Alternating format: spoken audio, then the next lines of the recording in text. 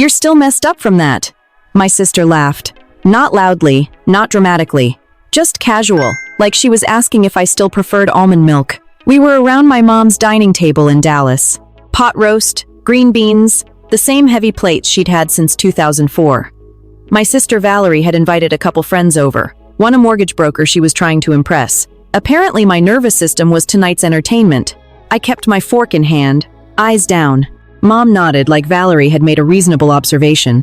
She's just being dramatic. 2 votes against me before I even spoke.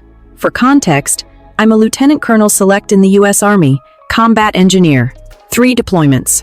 Bronze Star with a V device. I've led route clearance teams in places most people can't pronounce. Dramatic? Sure. Valerie sipped wine and leaned back. It's been, 2 years since Syria? At some point you move on. Across the table, her friend gave me that tight smile people use when they don't know if laughing is allowed. I gave nothing back. It wasn't Valerie's words. It was her tone. PTSD was a leftover habit I hadn't bothered to break. I set down my fork. The clink sounded louder than it should, brain scanning for threats. Every sound gets a promotion. Valerie noticed. See, she said, gesturing toward me. Still jumpy. Mom sighed. You can't live like that forever, Cass. I don't want to live like that. Nobody signs up for hypervigilance as a lifestyle choice. I kept my voice steady. It's not about wanting to. Valerie waved a hand. You weren't even infantry. What exactly are you traumatized from? There it was, the resume comparison. Combat engineers don't build birdhouses. We clear roads for convoys. Look for things buried in dirt that explode. We go first so other units don't get hit. Explaining that at my mom's dining table wasn't going to help. Valerie leaned forward. If loud noises still mess you up, how are you leading soldiers? That landed. Now it wasn't about my sleep, it was about my command. One of her friends raised eyebrows, not judgment, just curiosity. That casual curiosity people have when they smell instability. My jaw tightened. Not anger, control. The 4th of July had been rough this year. Fireworks in Texas don't mess around. At Valerie's backyard party, the first one went off. My body reacted before my brain. I crouched instinctively. 3 seconds. Valerie laughed then too. Everyone chuckled. I told myself it was fine. Reflex. But this was different. Deliberate. Mom folded her napkin. We're just worried. About what? That I'd embarrass them. Clear my throat too aggressively at Thanksgiving.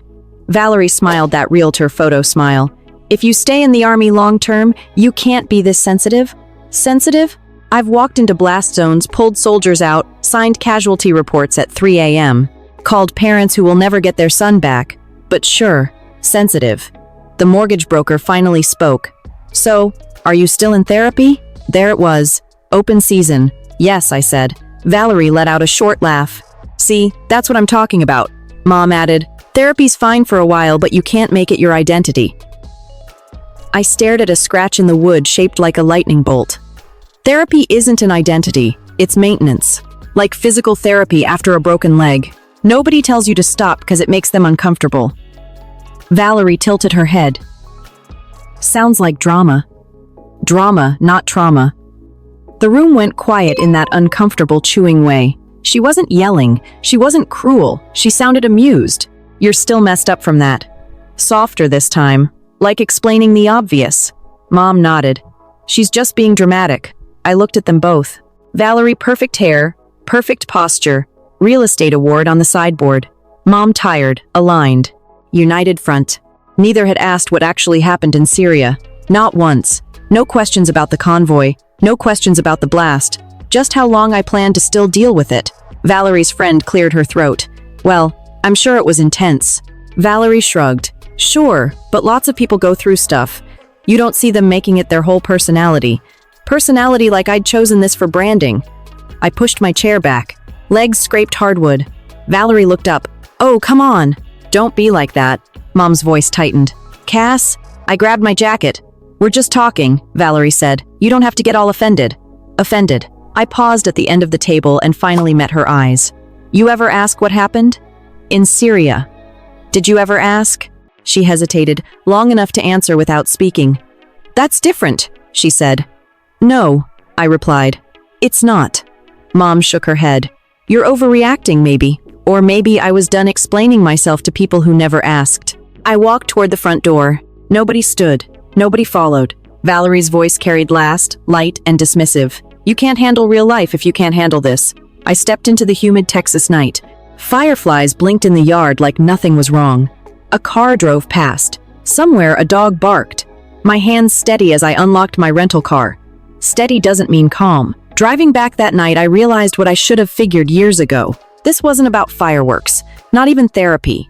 It was about respect. In that house, I didn't have it. I didn't turn on the radio. Silence felt cleaner. Dallas traffic predictable. Wide roads, long lights, people in oversized trucks who think turn signals are optional. Hands on the wheel, posture straight, eyes scanning. Not upset. Just how I drive now. Valerie's words replaying. Drama, sensitive, still messed up. Didn't start tonight. Didn't start in Syria. Started in a house where feelings were treated like bad manners. Growing up, we weren't allowed to cry over small things, medium things, sometimes even big things. Dad in Texas Army National Guard, logistics, not combat. Discipline is personality. Something went wrong, shake it off. Valerie perfected it. If hurt, sarcasm. If nervous, talk louder. High school, student council, cheer captain, teachers called her driven. I liked structure, rules, clear expectations. I didn't need to be loud. At 14, I cried after losing district finals basketball. Not hysterical, just frustrated. Missed 2 free throws in last minute. Valerie pulled me aside. Stop, she said. You look weak. Weak? That word stuck. Mom wasn't cruel. She believed in resilience the way some believe in vitamins. Keep moving, you'll be fine. Talk too much, you feed it. Valerie upgraded that philosophy. By mid-20s, she built an unshakable personality. Real estate, open houses, contracts, negotiations. Thrived. Lost a major 7-figure deal. Called me. Voice tight, controlled. Fine, fine, fine. I just need to push through. Spiral. Never admitted it rattled her, but I heard it in her breathing.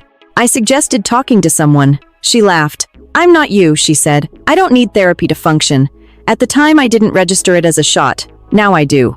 Valerie doesn't hate trauma. She hates vulnerability. Public vulnerability. Fireworks embarrassed her more than they scared me. First time, 4th of July last year. Backyard full of clients, string lights, country music too loud. First firework went up. Pop echoed sharper than expected. My body reacted before my brain. Dropped low. One knee bent, scanning. 2 seconds, maybe 3. Valerie staring. Not worried, amused. You good? Tone said something else. People laughed lightly. Not mean, just awkward. Relax, she added. You're in Texas, not a war zone. Bigger laugh. I brushed off, even smiled. Explaining blast overpressure and muscle memory to people holding red Solo cups isn't efficient. But I saw it. Flicker in her face. Embarrassment and superiority. Not fear. Discomfort. Valerie handles discomfort by pushing it away. Fast forward to tonight's dinner. Trauma visible challenges her worldview. Suggests strength and struggle can coexist. You can lead soldiers and still need therapy. That idea doesn't fit her model. ROC commissioning at 22. She joked, I just wanted structure because I couldn't handle real life. Already selling houses, making more than I did as second lieutenant. You're hiding in the army, she told me once. Out here, no safety net. I didn't argue. Busy learning to manage a platoon. Deployment stacked up, she softened publicly. Social media posts proud of sister serving overseas. Little flag emojis, but in private, different. How long are you going to keep doing this? She asked after my second deployment. As long as I'm needed, she rolled her eyes. Not what she meant. She meant how long I'd choose a life requiring sacrifice. Life with consequences. Bronze star with V device after Syria. Congratulated? Took picture? Posted it. Never asked about mission. Not once. Convoy. Blast. Vehicle on fire. Soldier we couldn't save. She prefers outcomes to process. Awards make sense. Nightmares don't. That's the root. Valerie understands achievement, not cost. If she doesn't understand, she reduces it. Drama. I stopped at red light near downtown. Watched couple cross street holding hands. Normal Tuesday night energy. No one crouching at loud noises. No one scanning rooftops. Easier if Valerie were cruel. She's not. Doesn't scream. Doesn't sabotage. Minimization passes for love if you squint. Hotel parking lot, jaw unclenched. Not angry, clear. Tonight wasn't about fireworks. not about therapy. Pattern started long before I put on uniform. First time, no need to explain inside it. First memory about that morning in Syria. Wind, not dramatic, steady dry air pushing dust across road while staged outside wire. Late spring 2021, Major, company executive officer attached to route clearance package. Job simple on paper. You move ahead of supply convoy. Clear route, identify and neutralize threats before formation rolls through. Simple doesn't mean safe. Rolled out in MRAPs just after sunrise. Sun not fully up, pale gray sky, heat coming. Second vehicle, headset on. Scanning windshield as lead moved slowly, methodically. Route clearance patience game. Look for disturbed soil, wires, trash piles that don't belong. Notice differences from yesterday. Engineers on dismount sweeping ahead with detectors. Everyone moved like done it 100 times, because we had. Blast from left side of lead vehicle. Not cinematic, no slow motion, just violent crack. Shock wave hit chest before brain processed sound. Lead MRAP lifted, tilted, slammed back down. Headset filled with overlapping voices. Contact left, small arms. Dust swallowed front half of convoy. Muzzle flashes from low building 200 meters out. Training kicks in. Establish security. Suppress that position. Driver accelerated to close distance without overrunning lead. Controlled voice, calm, even giving directions in motor pool. Lead vehicle smoke pushing out. Specialist Gonzalez halfway out rear hatch, shouting Turner still inside. Turner behind blast point. Small arms fire tapered. Once gunners returned fire. Not gone, less accurate. Secondary check. IEDs often in pairs. Engineers sweeping immediate area. Gonzalez climbed back. Smoke thickened. Ma'am, he's not moving. I moved. Boots hit gravel, deliberate. Area not clear yet, engineer shouted. I kept moving. Inside map, air hot, metallic. Turner slumped forward, harness twisted, blood dark on floorboard. Breathing shallow. Cut harness pulled. Dead weight heavier than expected. Gear adds pounds fast. Gloves slipped once. Adjusted, braced boots, dragged him out. Outside, Gonzalez grabbed shoulders. Moved toward cover behind third vehicle. Medic kneeling, hands steady. Stepped back. Secondary clear, engineer yelled. Pulse in throat. Another soldier, Rodriguez, shrapnel to neck. Conscious, fading. Applied pressure. Loaded both onto medevac bird when it came. Turner made it. Rodriguez didn't. I signed casualty report that night. Paperwork detached. Facts about someone who argued about protein bars 12 hours earlier. Cause of death, time, coordinates. Called Rodriguez's parents 2 days later from secure line. Mother hopeful at first. By end, wasn't. That part never in highlight reels. Weeks later, battalion commander called me. Re-entered blast area before secondary clear. Yes, sir. Understand why issue. Yes, sir. Also recommending Bronze Star with V. Nodded once. Citation. Extraordinary heroism under enemy fire. Decisive leadership. Disregard personal safety. Didn't mention hands shaking later that night. Didn't mention smell of burned wiring lingering days. Didn't mention Gonzalez's face when Rodriguez's pulse stopped. Back home, medal presented. Valerie next to me in picture. Red dress. Stand up straighter. Smile whispered. Posted. Caption about bravery and sacrifice. Dozens of likes, comments. Never asked what it cost. Mission didn't break me. It rewired me. Brain cataloged exits automatically. Noticed cars with too much trunk weight. Reacted to sudden noise before identifying it. Hypervigilance isn't drama. Pattern recognition never powers down. Valerie laughs at fireworks, laughing at muscle memory, survival. Footage existed before any documentary. Helmet cam captured blast, smoke, pull from vehicle. Went into internal channels when award processed. Never watched it. Didn't need to. Carry it fine without video. Hotel room Dallas staring at ceiling hours after dinner. Saw inside map clearer than mom's dining room. Valerie thinks trauma means couldn't handle something. Sometimes trauma means you handled it anyway. Kept curtains open. Closed spaces feel smaller when brain won't power down. Flew back to Colorado 2 days later. Dallas felt like separate life. Fort Carson edge of open sky. Mountains. Horizon makes you breathe deeper. Work doesn't slow because thinking about dinner. Field grade officer, days full. Training, maintenance briefs, counseling, risk assessments. Soldiers don't care if slept well. Care if consistent. Consistency I can do. Sleep negotiable. Nightmares came in waves. First few weeks, nothing. One night back inside map, smoke-filling cab, Turner reaching for me, Rodriguez fading in peripheral vision. Woke upright, hand hard-mirroring, reaching for weapon that wasn't there. Live alone. No one sees that part. During day, function. PT with unit. Lead meetings. Make decisions affecting real people. No one in battalion questions ability. Body has opinions. Car backfires. Shoulders tense before processing. Honda Civic. Not ambush. Construction crew drops steel beam. Brain runs through cover options automatically. Not fear. Reflex. Behavioral health on base. Office building. Fluorescent lights. Government chairs. Scheduled first appointment myself. Captain at front desk didn't blink at name. Rank. Combat stress not rare. Psychologist civilian contractor prior service. Didn't treat me fragile. Specific questions. Avoiding reminders? No. Hypervigilance? Yes. Sleep disruption? Yes. Any impact on command decisions? No. Last one matters. In Army, PTSD doesn't automatically end career. Matters whether can perform. I could. Still can. Grounding techniques, breathing, sleep hygiene, cognitive reframing. Not dramatic. Structured, measured, like rehab for injury you can't x-ray. Documented everything. Informed rater using behavioral health resources. No surprises. No hiding. OEER that year strong. Exceptional composure under pressure. Made me laugh quietly. Composure and insomnia coexist. 4th of July, Colorado, not bad. Post-restricted fireworks. Mostly controlled displays in distance.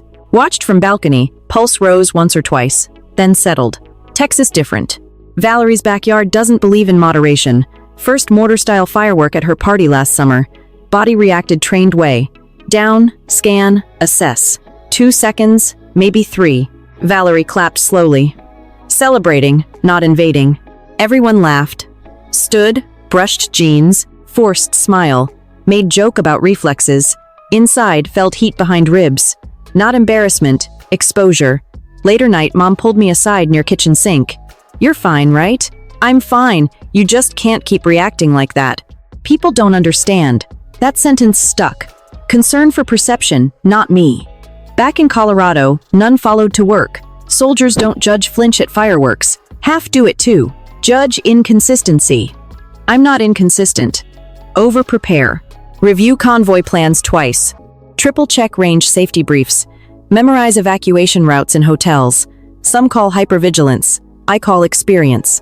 Promotion board for lieutenant colonel met earlier this year. Files reviewed. Records scrutinized. Awards listed. Education verified. No one asked about fireworks in Texas. Looked at performance. Notification selected for promotion pending sequence number. Didn't celebrate loudly. Sat in office, door closed, let out slow breath. Years of work, multiple deployments, and hard evaluations. Valerie doesn't know yet. She thinks leadership measured by comfort at dinner. Afternoon, after long training meeting, ran into Sergeant First Class Marcus Hill near Motor Pool. Route clearance team in Syria before retiring medically. Lost 2 fingers left hand from separate blast.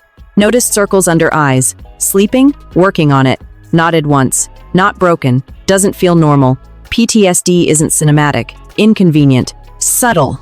Scanning rooms. Choosing seats with back to walls. Functioning anyway. Valerie sees therapy. Hears weakness. Battalion sees readiness. 2 different lenses. Dinner table Dallas. No rage. Misalignment. They think trauma equals incapacity.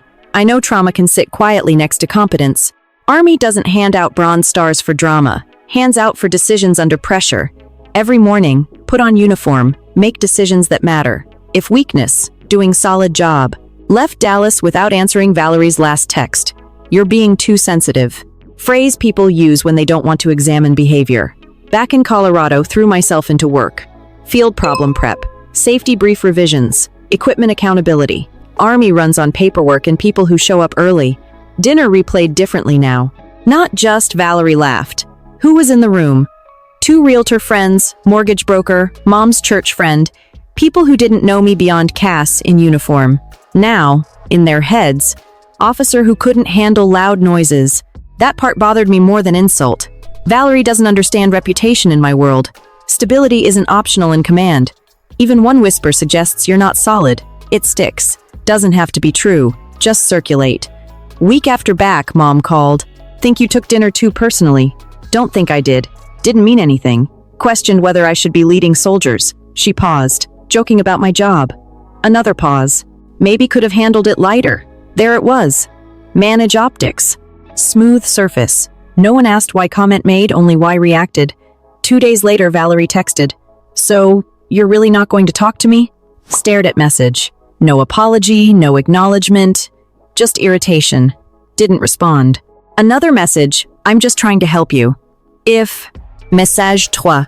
Tip top. Message. Cat. "You're going to stay in the army long term. You need thicker skin." Thicker skin? I've stood inside a blast radius and dragged a soldier out of a burning vehicle. Signed condolence letters. Testified in an investigation after contact. Apparently, I needed thicker skin for Texas dinner parties. The final message came an hour later. People were asking if you're okay to be in charge. I defended you. I read it twice. People were asking. That's how it spreads. Casual concern framed as care. Not malicious. Worse, socially acceptable doubt. I typed a response, deleted it, typed again, deleted again, then locked my phone and returned to my calendar. That weekend, I ran into Marcus at a small veteran support meeting off post. Volunteers there. I show up when schedule allows, stacking folding chairs. He looked sideways. "You've got that face," he said. "What face?" "The one where you're calculating something." I leaned against the wall. "M.